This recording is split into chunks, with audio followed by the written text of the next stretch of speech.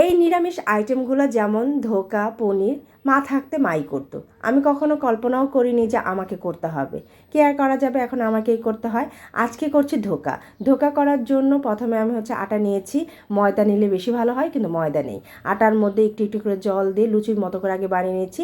তারপরে তার উপর দিয়ে জল ভর্তি করে ডুবিয়ে রাখছি। বেশ কিছুক্ষণ ডুবিয়ে রাখার পর এখন ধুয়ে ফেলার ফেলা। ধুয়ে ফেলা একদম সিম্পল, জল দিয়ে খালি ধুয়ে ফেলা।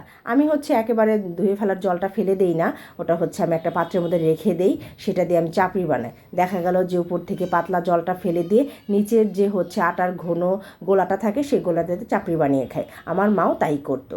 এরপর যে পর্যন্ত মানে পরিষ্কার জল না বের হবে সে পর্যন্ত ধুইতেই হবে। ধুয়ে ফেলার পর এভাবে আমি চাকু দিয়ে কেটে নিচ্ছি।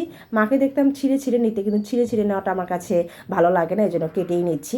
কেটে নিয়ে আপনি যেভাবেই শেপ দেন না কেন, এটা তেলের মধ্যে যখন হলুদ লবণ দিয়ে ভাজবো এরকম গোল গোল সুন্দর ফুলে যাবে। আর এই জলটা রেখে দিলাম, এটা পরে চাপড়ি বানিয়ে খাবো।